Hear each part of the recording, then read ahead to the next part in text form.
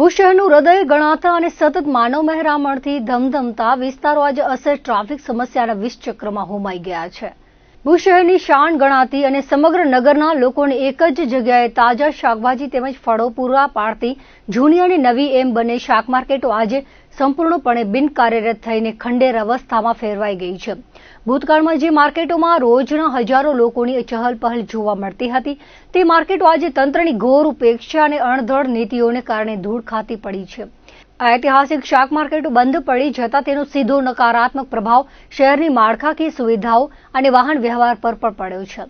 માર્કેટની અંદર જગ્યા હોવા છતાં તેનો ઉપયોગ ન થતા શાકભાજી અને ફળફળાદીનું વેચાણ કરતા નાના મોટા ફેરિયાઓ મજબૂરીવશ કે અનુકૂળતા ખાતર રસ્તાઓ પર જ પોતાના ગલ્લા અને પાથરણા લગાવીને બેસી જવા મજબૂર બન્યા છે। તાજેતરમાં ભુજ નગરપાલિકા દ્વારા વાણિયાવાડ વિસ્તારના રસ્તાઓ પર ઉભા રહેતા ફેરિયાઓને ખુલ્લા ઓપન એર થિયેટરમાં ખસેડવા માટેની એક કાગળ પરની યોજના ઘડી કાઢવામાં આવી હતી।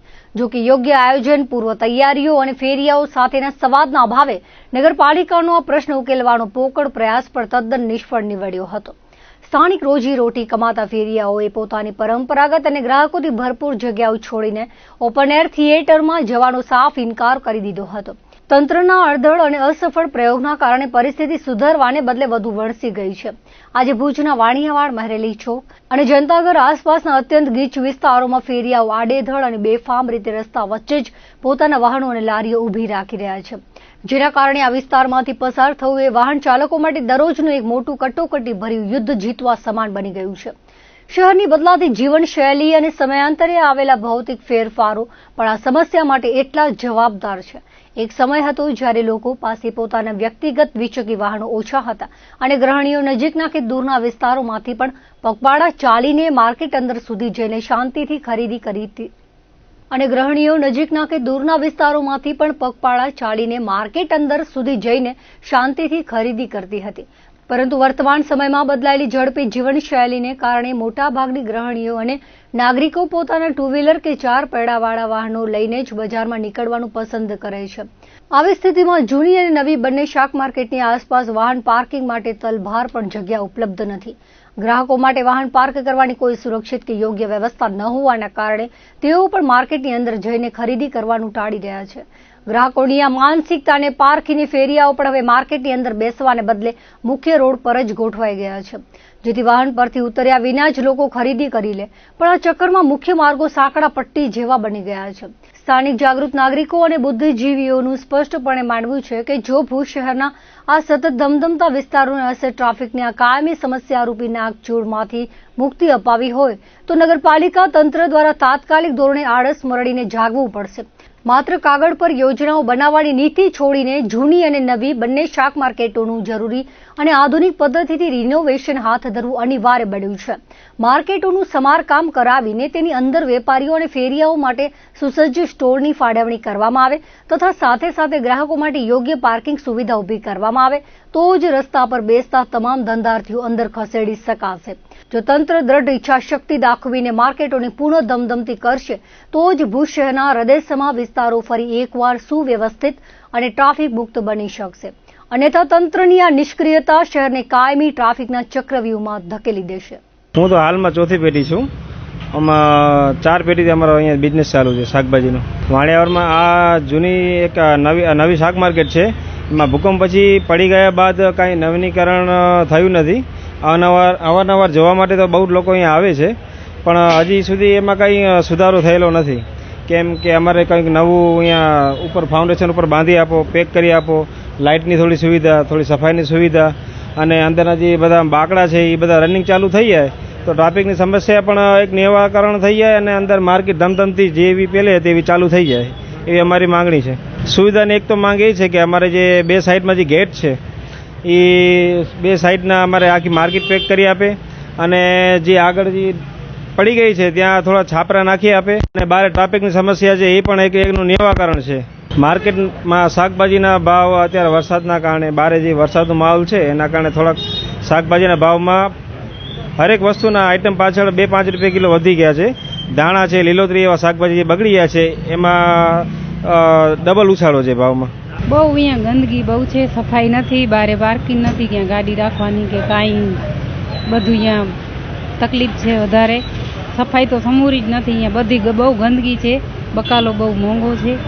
અહીંયા પાર્કિંગની છે, પછી ઢોર બહુ છે, નાના બાળકોને લઈને નીકળ્યા હોય છોકરા તો હેરાન થઈ જાય છે.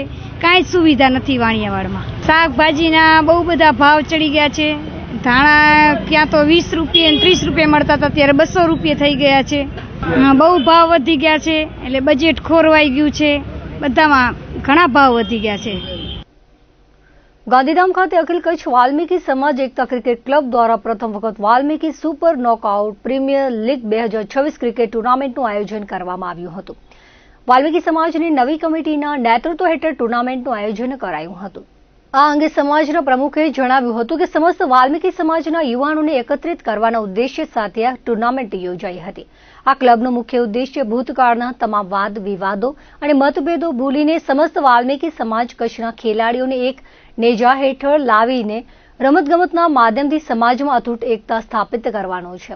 આ ભવ્ય ઉદ્દેશ્ય સાથે ક્લબ દ્વારા ટુર્નામેન્ટનું આયોજન કરાયું હતું, જેમાં કચ્છ જિલ્લાના તમામ ક્રિકેટ પ્રેમી વડીલો, સમાજના આગેવાનો, ભાઈઓ તેમજ ઉત્સાહી યુવા મિત્રો જોડાયા હતા અને અત્યંત હર્ષ અને ગૌરવની લાગણી અનુભવી હતી. આ ટુર્નામેન્ટમાં ઉત્કૃષ્ટ પ્રદર્શન કરનાર ખેલાડીઓને પ્રોત્સાહિત ઇનામો આપી સન્માનિત કરાયા હતા. સાથે જ વધુને વધુ આગળ વધી સમાજનું નામ રોશન કરે તેવી શુભકામનાઓ આપવામાં આવી હતી.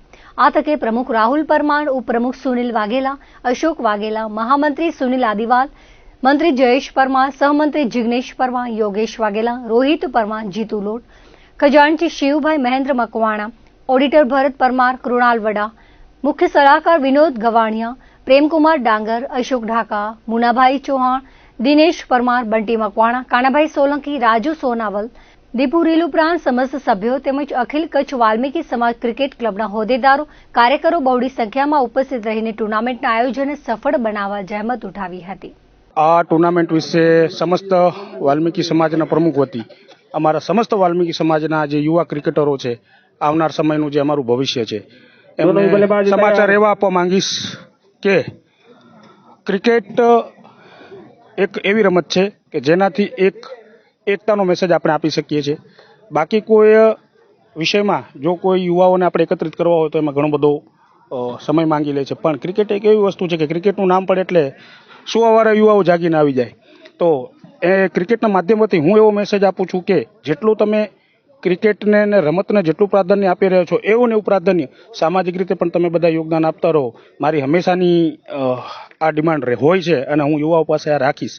અને આજનું જે આયોજન જે અમારા યુવાઓ કરી રહ્યા છે એના માટે મારા તરફથી, મારી આખી વાલ્મીકી સમાજથી દરેકને ખૂબ ખૂબ શુભકામનાઓ.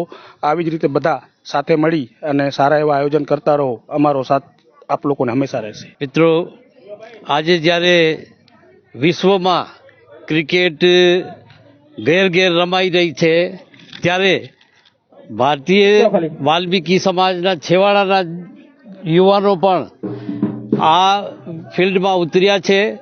ત્યારે આ યુવાનોને હું પ્રોત્સાહિત કરવા માટે સમાજને આહ્વાન કરું છું અને આ યુવાનોને તન મન ધનથી સહકાર આપીને એમને પણ વિશ્વમાં રમવા માટે તૈયારી માટે માર્ગ પ્રસર કરે એવી હું શુભકામના પાઠવું છું. ભુજ શહેરના ભાનુશાલી નગર વિસ્તારમાં આવેલા સિદ્ધિવિનાયક એપાર્ટમેન્ટ નંબર 7 ખાતે ગુજરાત હાઈકોર્ટના 3 ઉભરતા વકીલો દ્વારા એક નવી આધુનિક કાનૂની ઓફિસનું ભવ્ય ઉદ્ઘાટન કરવામાં આવ્યું છે. કાનૂની ક્ષેત્રે પોતાના જ્ઞાન અને કૌશલ્ય થકી લોકોની સેવા કરવાના ઉદ્દેશ્ય સાથે advocate Vipul R Bhanushali, advocate Priya D Khungla અને એડવોકેટ ભાવિકા જે ભાનુશાલી દ્વારા આ નવું સાહસ શરૂ કરવામાં આવ્યું છે. આ ત્રણેય યુવા ધારાશાસ્ત્રીઓ ભુજમાં ક્રિમિનલ, સિવિલ તેમજ રેવન્યુ કેસોની પ્રેક્ટિસ કરે છે. ઉદ્ઘાટન પ્રસંગે પત્રકારો સાથે વાતચીત કરતા ભાવિકાબેન ભાનુશાલીએ જણાવ્યું હતું કે આ દિવસ તેમના જીવનનો ખૂબ જ મહત્વપૂર્ણ દિવસ છે. ત્રણેય વકીલોએ સાથે મળીને કાનૂની ક્ષેત્રે પ્રગતિ કરવાનો અને અસીલોને યોગ્ય ન્યાય અપાવવા માટે કટિબદ્ધતા વ્યક્ત કરી હતી. તેમણે ઉમેર્યું હતું કે વકીલાતને લગતું કોઈ પણ કાર્ય કે સમસ્યા હશે તો તેમની કચેરી ખાતેથી લોકોને શ્રેષ્ઠ અને સંતોષકારક કાનૂની સેવાઓ પૂરી પાડવામાં આવશે. આ ઉદ્ઘાટન પ્રસંગે ત્રણેય વકીલોના પરિજનો, સ્નેહીજનો, શુભેચ્છક મિત્રો તેમજ ભુજ વકીલ આલમના આગેવાનો ખૂબ જ મોટી સંખ્યામાં હાજર રહ્યા હતા. ઉપસ્થિત તમામ મહાનુભાવો અને આમંત્રિતોએ ત્રણેય યુવા ધારાશાસ્ત્રીઓને પુષ્પગુચ્છ આપીને તેમના આ નવા સાહસ બદલ હાર્દિક શુભેચ્છાઓ પાઠવી હતી. નવી ઓફિસના પ્રારંભથી ભુજના નાગરિકોને એક જ સ્થળેથી વિવિધ પ્રકારની કાનૂની સહાય સરળતાથી મળી રહેશે તેવી આશા વ્યક્ત કરવામાં આવી છે. અમે લોકોએ ત્રણેય ભુજમાં ક્રિમિનલ તથા સિવિલ અને રેવન્યુ પ્રેક્ટિસ કરીએ છીએ અને અત્યારે અમે નવી એક સાહસ કર્યું છે, અમારી ઓફિસનું ઓપનિંગ કર્યું છે. આજનો દિવસ અમારા માટે ખૂબ મહત્વપૂર્ણ છે અને અમે બધાએ ત્રણેય જણાએ સાથે મળી અને એક સારો કામ કરશું અને બધાને જેવી સેવાઓ જેવી જોશે એવી સેવાઓ અમારી ઓફિસે તમને મળી રહેશે. કોઈ પણ વકીલાતનું કોઈ પણ કાર્ય કોઈ પણ હોય તો અમારી પાસે થઈ જશે અને અમે આજે સાહસ કર્યો છે, અમારી ઓફિસની ઓપનિંગ છે એટલે બધાને શુભેચ્છા. નખત્રાણા તાલુકાના દેવપર યક્ષ નજીક ચોકડી સામે આવેલ ખોડિયાર માતાજી મંદિરે અષાઢી નવરાત્રી મહોત્સવ ધામધૂમથી ઉજવાયો હતો. અષાઢી આઠમના દિવસે નવરાત્રી સંપન્ન પ્રસંગે વિવિધ ધાર્મિક કાર્યક્રમો યોજાયા હતા. મંદિરના પૂજારી જીતુગીરી ગોસ્વામીના સાનિધ્યમાં સવારે હોમ હવન, આરતી, પૂજા, શણગાર બાદ રાત્રે સંતવાણી યોજાઈ હતી. સંતો મૂલગીરી ગોસ્વામી તેમજ નીતિનગીરી ગોસ્વામીએ કહ્યું હતું કે આ સ્થાનકે માતાજીની આઠમ નિમિત્તે સંતવાણી યોજાઈ હતી. તે પ્રાચીન પરંપરા ઠાકરથાળીને જાળવી રાખવા શીખ આપી હતી. મહંત જીતુગીરીએ સ્થાનકના વિકાસ માટે સેવકો અને પ્રજાના પ્રતિનિધિઓ આગળ આવ્યા છે. નીલકંઠ મહાદેવ આનંદ આશ્રમ પિયોણી મહાદેવ મંદિરના બ્રહ્મલીન મહંત ગજાનન ગિરિજીની 7મી નિર્વાણ તિથિ મહોત્સવ ધામધૂમથી ઉજવાયો હતો. મંદિરના મહંત હંસગિરીજી મહારાજે કહ્યું હતું કે બ્રહ્મલીન ગજાનન ગિરિજી ગૌસેવાના પ્રખર હિમાયતી હતા. તેમના ઉચ્ચ વિચારો મનુષ્ય જીવનને નવી દિશા આપે છે. સંત શાસ્ત્રો અને સત્ય જીવનને સાર્થક કરવાનું માધ્યમ ગણાતા જીવદયા પ્રેમી ગજાનનગીરી આ તપોભૂમિમાં રહીને હજારો સેવકોને સત્યના પંથે વાળ્યા છે. લઘુ મહંત આયુષગીરીજી નીલકંઠ મહાદેવની છત્રછાયામાં આજના અવસરે પધારેલા કચ્છ, ગુજરાત, સૌરાષ્ટ્રના સંતો મહંતોનું સન્માન કરી ભેટ પૂજા અર્પણ કરી હતી અને કચ્છ ગુજરાતમાં સત્વરે સચરાચર વરસાદ આવે તેવી ભગવાન આશુતોષને પ્રાર્થના કરાઈ હતી.